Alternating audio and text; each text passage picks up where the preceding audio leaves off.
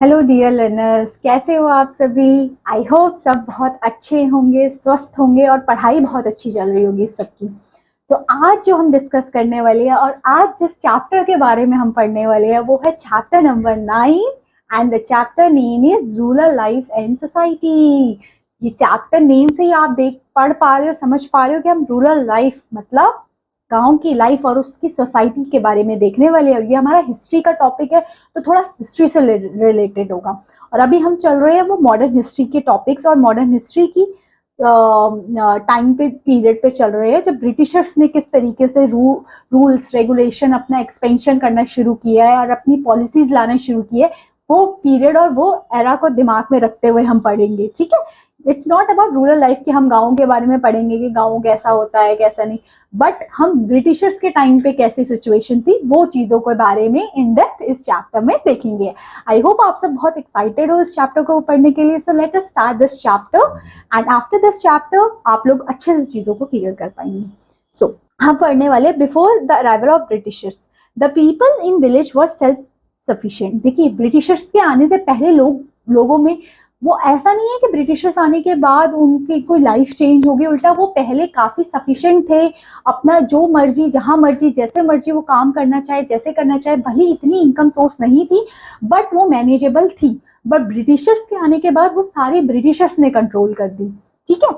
Before the britisher they produce most of the products they needs in their life. वो ऐसा नहीं है कि ब्रिटिशर्स से आए तभी उनकी ये सारी चीजें हुई, नहीं, उससे पहले भी वो ऑलमोस्ट इतना तो वो कर पा रहे थे कि जितना वो अपना रोजी रोटी कमा पाए, ठीक है, इतना उनका था।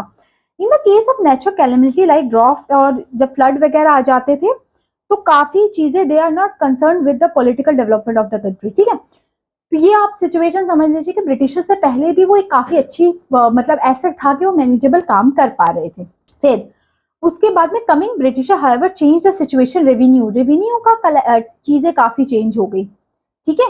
उस टाइम पे क्या होगा, ब्रिटिशर्स के आने के बाद रेवेन्यू मतलब जो उनका प्रॉफिट था एक तरीके से, उस टाइम पे वो प्रॉफिट फिक्स कर दिया ब्रिटिशर्स ने। जैसे फॉर एग्जाम्पल अभी एक बाढ़ की स्थिति हो गई या कहीं सूखा पड़ गया, ठीक है, ब्रिटिशर्स ने फिक्स कर दिया कि आप 5% हमें टैक्स देंगे ही देंगे, भले आपकी फसल कैसी भी हो, उगी हो नहीं उगी हो कुछ भी हो। तो इससे क्या फार्मर्स को बहुत नुकसान होने लग गया, क्योंकि ब्रिटिशर ये तो नहीं समझ रहे थे कि हाँ इस बार सिचुएशन ठीक नहीं रही है, इस बार रेनफॉल उतनी नहीं हुई है, तो कैसे हमारा प्रोडक्ट्स कैसे हमारा जो एग्रीकल्चर जो भी उन्होंने ग्रो किया वो ग्रो करेगा। ब्रिटिशर ने तो फिक्स कर दिया कि हम इतना टैक्स आपसे लेंगे, और वसूली करने के भी अलग अलग तरीके उन्होंने अपनाए, अलग अलग पॉलिसीज बनाई कि कैसे हम ज्यादा से ज्यादा उनसे ले पाए प्रॉफिट। तो ये था उनका, ठीक है। तो इस तरीके से बंगाल में, उड़ीसा में, ये सारी जगहों पे उन्होंने रेवेन्यू कलेक्ट करना इस वे से शुरू किया, जिसमें हम 3 रेवेन्यू कलेक्शन के बारे में पढ़ेंगे। जैसे जमींदारी सिस्टम पढ़ेंगे, उसमें क्या होता है। देन जमींदारी को हम द परमानेंट सेटलमेंट भी बोलते हैं, जो 1793 में आया था। फिर महालवाड़ी सिस्टम पढ़ेंगे हम, second point, and then Ryotwari system पढ़ेंगे। ये 3 सिस्टम के थ्रू ब्रिटिशर्स ने अपना लैंड, अपना रेवेन्यू कलेक्ट करने की जिम्मेदारी उठाई, ठीक है। अब ये वॉरेन हेस्टिंग के टाइम पे गवर्नर जनरल थे जब ये आया प्लान, जिसको हम बोलते हैं जमींदारी सिस्टम। इसमें इन्होंने क्या कर दिया, इसमें ना एक जमींदार उन्होंने फिक्स कर दिया, वो गांव में जाके सारे फार्मर से लैंड कलेक्ट करता था। और उन्होंने क्या किया, उन्होंने फिक्स्ड अमाउंट कर दिया, जो मैंने आपको बताया ना। इसमें क्या किया, अंडर द सिस्टम द जमींदार became the owner of the land. जमींदार जो था ना वो बिकम ओनर हो जाता था एक तरीके से लैंड का। जो जिसका भाई फार्मर है, जिसका जमीन है, वो उनका कोई रोल नहीं है इसमें। इसमें जो जमींदार ब्रिटिशर्स ने अपॉइंट कर दिया उसकी जिम्मेदारी, और वो एक तरीके से ओनरशिप का हकदार खिलाड़ी कहलाता था, ठीक है, ठीक है। Zamindar became the owner of the land who pay a fix amount of revenue to the government every year. देखिए, फिक्स अमाउंट ऑफ रेवेन्यू मतलब उनका रेवेन्यू फिक्स किया था, सरकार ने बोला इतना अमाउंट ऑफ रेवेन्यू आपने इनसे कलेक्ट करना है, चाहे कैसे मर्जी करो, उनका क्रॉप ठीक से उगा है नहीं उगा है, फ्लड की सिचुएशन, जैसे भी सिचुएशन, उनसे हमें कोई लेना देना नहीं। You have to submit this amount of revenue to us. Zamindar से रिलेटेड है, इसलिए द परमानेंट सेटलमेंट इसका नाम रखा गया। Although the system proved beneficial for the government, peasant suffer badly। जिनको जो लोग इन सब से चीजों में बहुत ज्यादा इफेक्ट हुए वो फार्मर थे, क्यों? क्योंकि अब उन लोगों के लिए तो ना कोई कंसेशन मिल रहा है कि इस टाइम पे सिचुएशन उनके कंट्रोल में नहीं थी तो कोई कंसेशन मिले, ऐसा भी कुछ नहीं मिल रहा। उनको तो फिक्स अमाउंट ऑफ जो टैक्स था वो तो अपने जमींदार को देना ही देना था।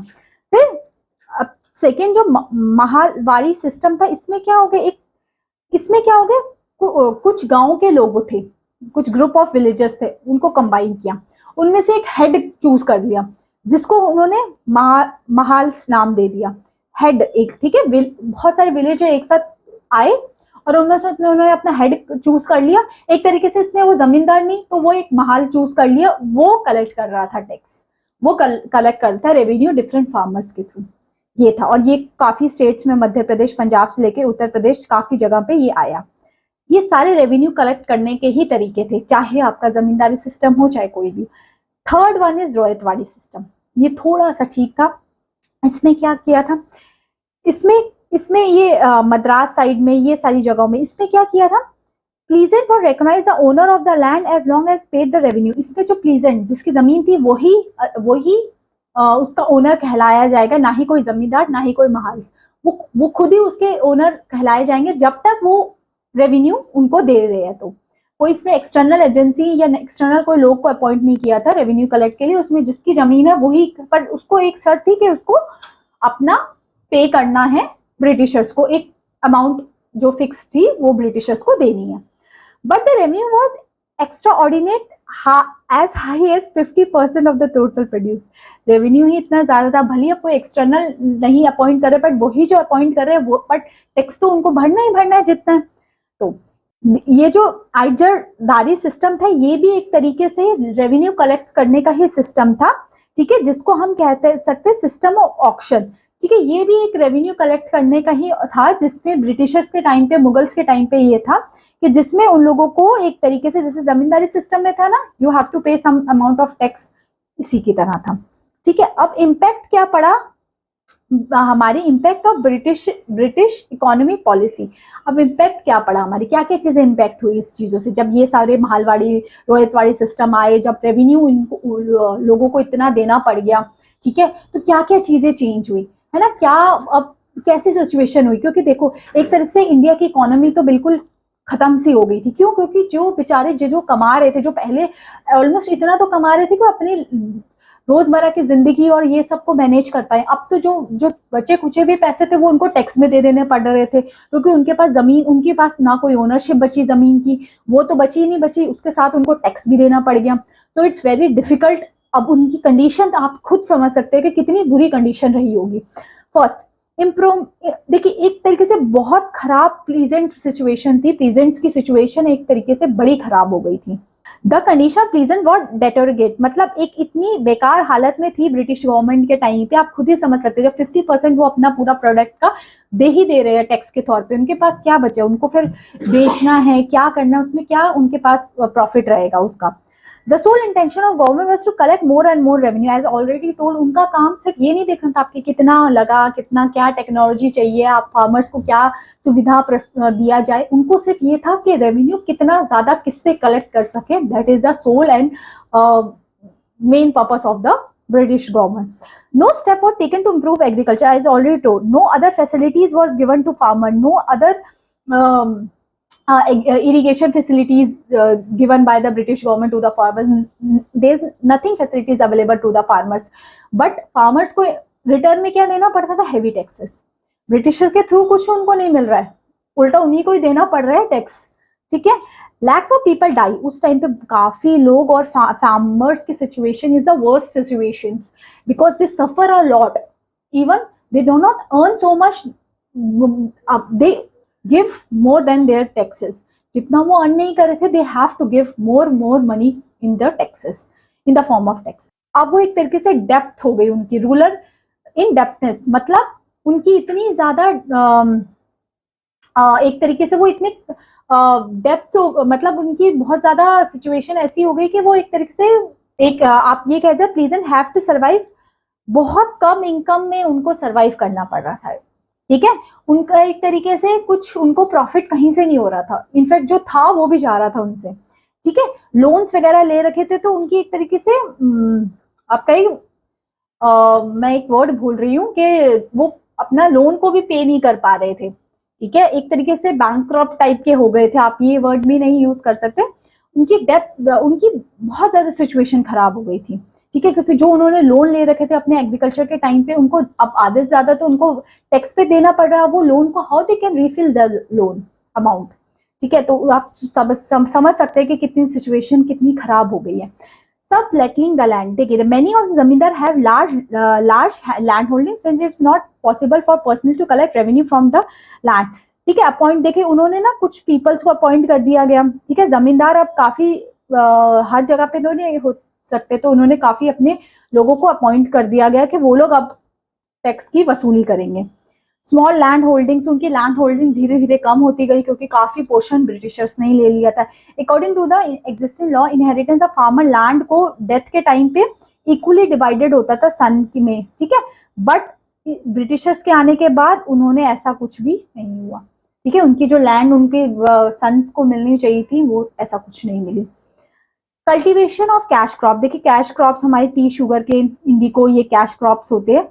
The beginning 19th century trend towards the production of cash crop, ये देखिए कैश क्रॉप्स उगाने का बहुत उस टाइम पे था, टी का, जूट का, इंडिको का, ठीक है, कल्टीवेशन इंडिको के आप ऐसे फूल देख सकते हैं, इट्स वेरी ब्यूटीफुल, ठीक है। अब क्या होता है, क्रॉप्स फॉर यूरोप, यूरोप के लिए क्या क्रॉप्स चाहिए थे, देखिए अभी हम सबसे पहले इंडिको के बारे में देखेंगे इसमें, ठीक है, इंडिको प्लांटेशन के बारे में देखेंगे।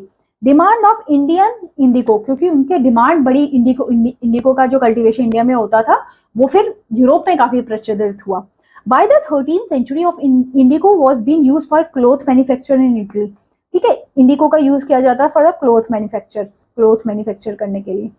फ्रांस, ब्रिटेन क्लोथ्स की डाइज वगैरह में भी यूज किया जाता था, तो इंडिको का यहाँ पे प्रोडक्शन उनको करना बहुत इंपॉर्टेंट था क्योंकि उनकी कंट्रीज के लिए बेनिफिटेड था।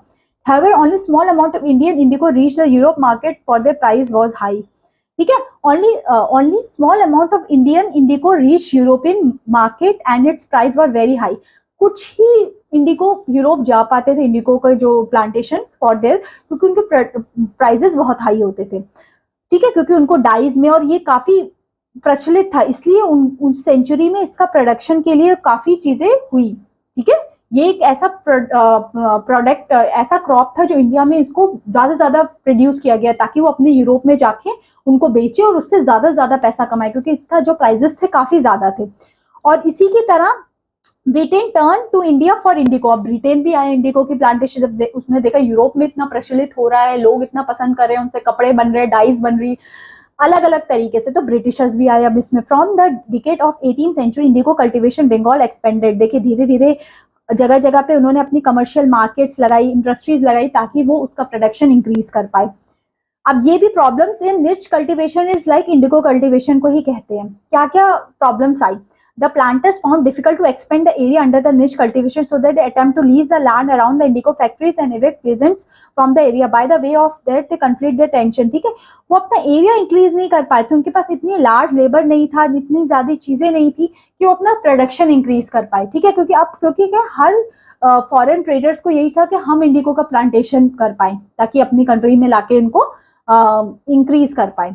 इंडिको फार्मिंग और रॉयत लैंड्स पे, मतलब जिसमें पहले कोई क्रॉप्स और उगाए जाते वहां पे भी अब सब जगह इंडिको प्लांटेशन करने के लिए हो गया। Under the ryot system the planters force किया गया कि आप कॉन्ट्रैक्टर के थ्रू कि आप करेंगे इंडिको का plantation, low rate of interest to produce indigo, उनका इंटरेस्ट कम कर दिया गया कि आपको इंटरेस्ट इतना ही मिलेगा बट आपको इसको करना पड़ेगा। Those who signed the contract got cash advance from the planters at low rate of interest, but the loans committed Rohit cultivating the indigo is 25% of the area. तो आप देख सकते हैं किस तरीके से जितनी चीजें वो कर पाए इंडिको के प्लांटेशन के लिए उन्होंने वो किया। फिर प्लीजेंट रेवोल्यूशंस हुए उनके। As a result of reason mentioned, number of pleasant took over the various parts. देखिए हमारी कंट्री में बंगाल से लेके आप हर जगह से बात करें, वो अपने अपने तरीके से रिवॉल्ट उन्होंने किए कि we have to fight against all this inequalities जो हो रही थी उनके, ठीक है, ताकि ये जितने भी मूवमेंट्स है ना, या फराजी मूवमेंट से लेके आप यहाँ पे इंडिको रेबिलियन, मतलब ये जितनी चीजें वो कर पाए ना उतनी चीजें उन्होंने की ताकि वो कहीं ना कहीं इस चीज का सॉल्यूशन निकाल पाए। So I hope this chapter is clear and now I will meet you in the next chapter. Till then, thanks for watching.